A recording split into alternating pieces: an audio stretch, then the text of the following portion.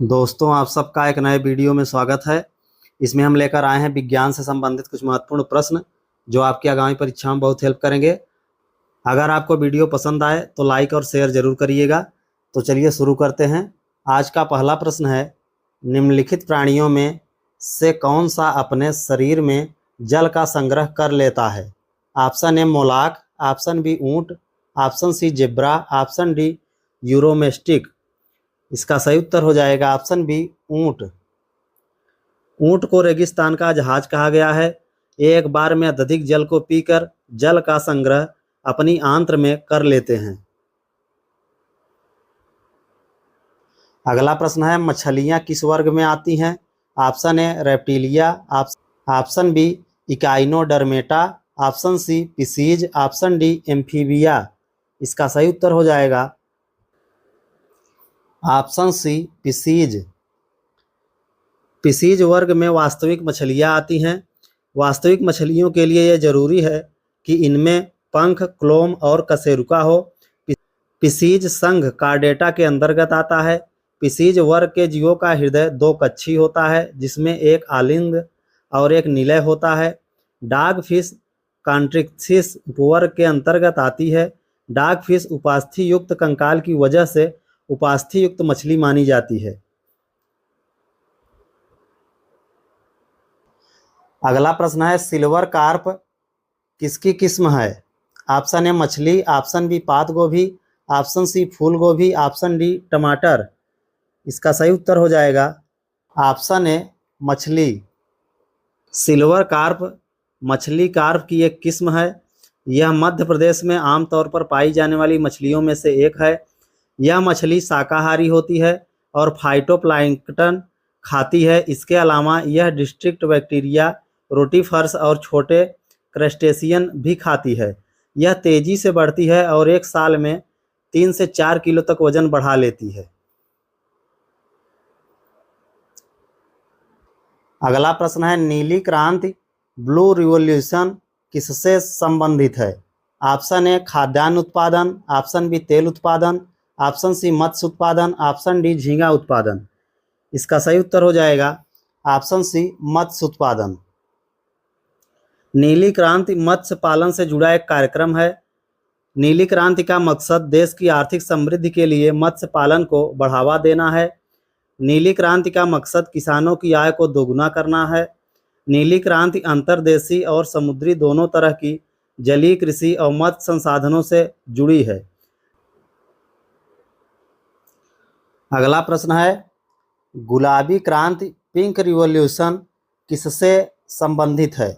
Option A मत्स्य उत्पादन, option B गुलाब उत्पादन, option C उर्वरक उत्पादन, ऑप्शन डी झींगा उत्पादन। इसका सही उत्तर हो जाएगा ऑप्शन डी झींगा उत्पादन। झींगा उत्पादन का संबंध गुलाबी क्रांति से है। गुलाबी क्रांति को भारत में फार्मास्यूटिकल्स, प्याज और झींगा उत्पादन बढ़ाने के लिए शुरू किया गया। भारत में कुछ और कृषि क्रांतियाँ निम्न हैं। लाल क्रांति मांस और पोल्ट्री क्षेत्र से जुड़ी है। श्वेत क्रांति दूध उत्पादन से जुड़ी है। पीली क्रांति खाद्य तिलहन उत्पादन से जुड़ी है। हरित क्रांति खाद्यान्न उत्पादन से जुड़ी है। स्वर्ण क्रांति बागवानी और शहद उत्पादन से जुड़ी है। स्वर्ण फाइबर क्रांति जूट उत्पादन से जुड़ी है। रजत क्रांति अंडा उत्पादन और मुर्गी पालन से जुड़ी है। हरित सोना क्रांति बांस उत्पादन से जुड़ी है। बादामी क्रांति मसाला उत्पादन से जुड़ी है। नीली क्रांति मत्स्य उत्पादन से जुड़ी है। अगला प्रश्न है, भारत का स्वच्छ जलीय मत्स्य उत्पादन में विश्व में कौन सा स्थान है? ऑप्शन ए प्रथम, ऑप्शन बी द्वितीय, ऑप्शन सी तृतीय, ऑप्शन डी चतुर्थ। इसका सही उत्तर हो जाएगा ऑप्शन बी द्वितीय। भारत दुनिया में मछली उत्पादन के मामले में चीन के बाद दूसरे नंबर पर और जलीय कृषि के मामले में तीसरे नंबर पर है। भारत में साल 2022-23 में 175.45 लाख टन मछली का उत्पादन हुआ था। यह वैश्विक उत्पादन का 8% है।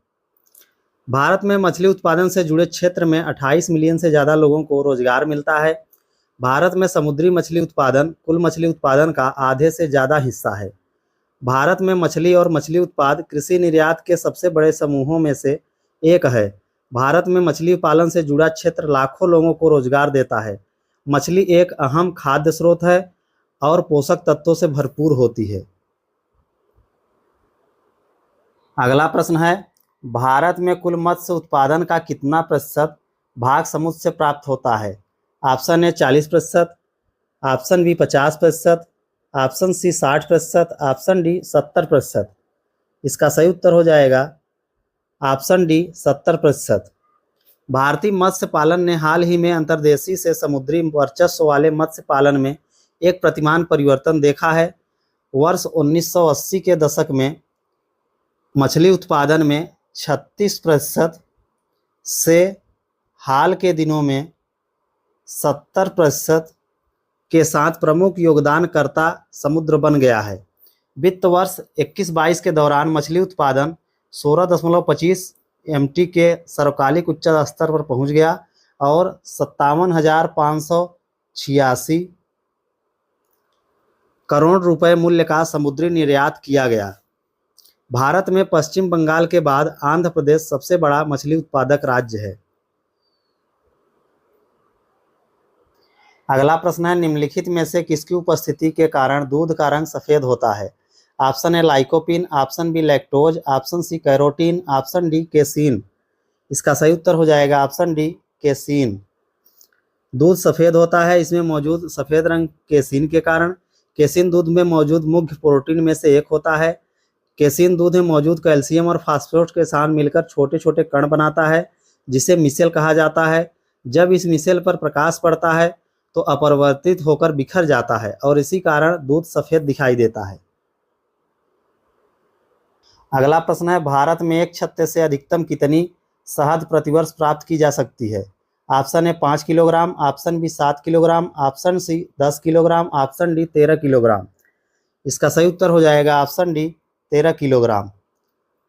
भारत में एक छत्ते से 10 किलोग्राम से 13 किलोग्राम तक शहद प्राप्त किया जाता है।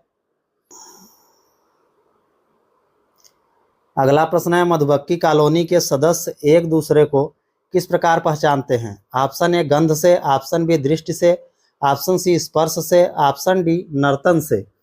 इसका सही उत्तर हो जाएगा ऑप्शन डी नर्तन से। मधुमक्खी कॉलोनी के सदस्य एक दूसरे को नर्तन से पहचान करते हैं। अगला प्रश्न है, एक छत्ते में रानी मधुमक्खी की संख्या कितनी होती है? Option A 3, option B 5, option C 7, option D 1। इसका सही उत्तर हो जाएगा ऑप्शन डी 1। एक मधुमक्खी के छत्ते में एक ही रानी मधुमक्खी होती है। मधुमक्खी के छत्ते में मौजूद बाकी मधुमक्खियां रानी की सेवा करती हैं और कामकाज करती हैं। रानी मधुमक्खी मधुमक्खी कॉलोनी की नेता होती है और बाकी मधुमक्खियों को निर्देशित करती है। रानी मधुमक्खी मधुमक्खी कॉलोनी में अंडे देने का काम करती है। रानी मधुमक्खी आकार में बाकी मधुमक्खियों से बड़ी और चमकीली होती है। रानी मधुमक्खी एक ही उड़ान के दौरान कई ड्रोन के साथ संभोग करती है। रानी मधुमक्खी का संभोग करने से उसकी संतानों में आनुवंशिक विविधता आती है। इससे कॉलोनी को बीमारियों और पर्यावरणीय चुनौतियों से लड़ने में मदद मिलती है।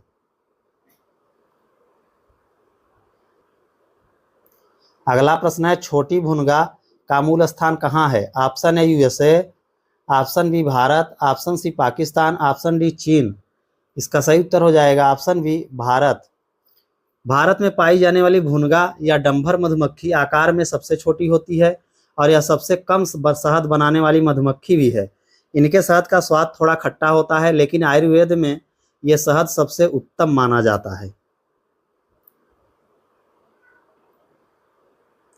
अगला प्रश्न है, शहद में जल की मात्रा लगभग कितने प्रतिशत होती है? Option A 10%, option B 15%, option C 17%, option D 21%। इसका सही उत्तर हो जाएगा option C 17%।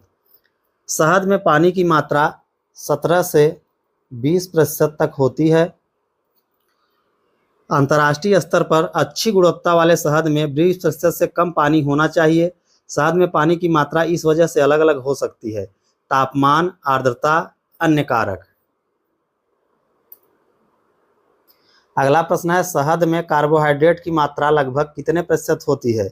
Option A 70%, option B 78%, option C 81%, option D 90%। इसका सही उत्तर हो जाएगा option C 81%।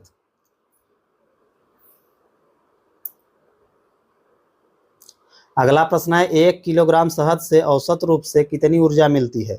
Option A 1200 kilo calorie, option B 2500 kilo calorie, option C 2900 kilo calorie, option D 3500 kilo calorie. इसका सही उत्तर हो जाएगा ऑप्शन डी 3500 किलो कैलोरी।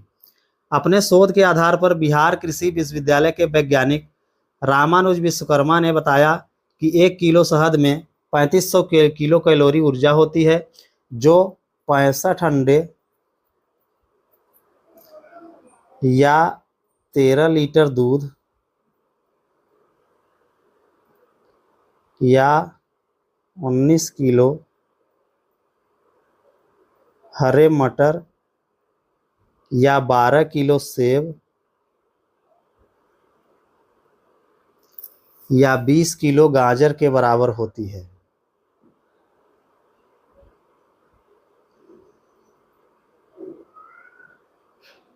अगला प्रश्न है मधुमक्खी फ्लोरा किसे कहते हैं?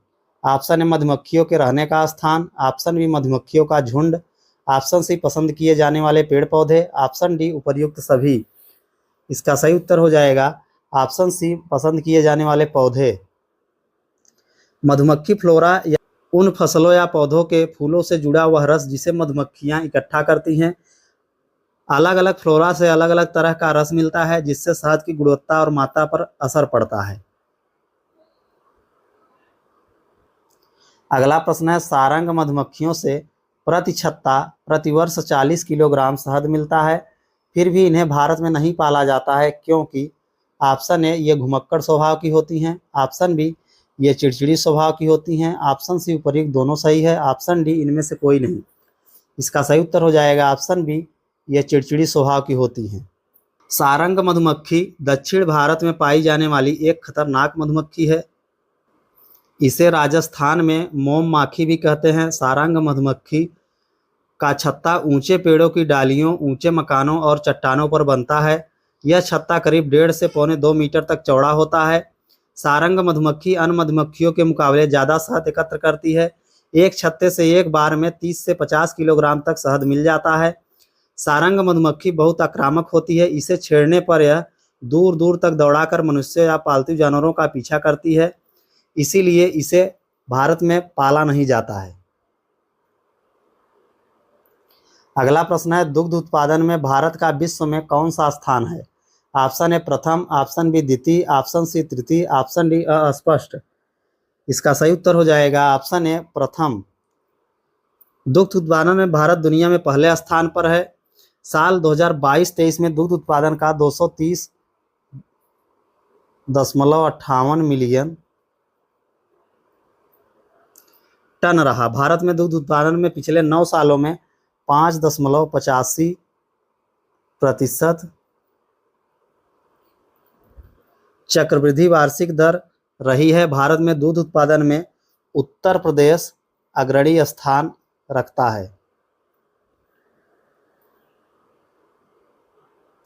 अगला प्रश्न है किस वर्ष भारत विश्व का सर्वाधिक दूध उत्पादक देश बना? Option A 1995, option B 1997, option C 1998, option D 2000। इसका सही उत्तर हो जाएगा ऑप्शन बी 1997। 1997 में दुनिया का सबसे बड़ा दुग्ध उत्पादक देश भारत रहा, लेकिन साल 2014 में पहली बार इसने पूरे यूरोपीय संघ को पीछे छोड़ दिया। देश के हिसाब से भारत के बाद सबसे ज़्यादा दूध अमेरिका में पैदा होता है और चीन तीसरे नंबर पर आता है।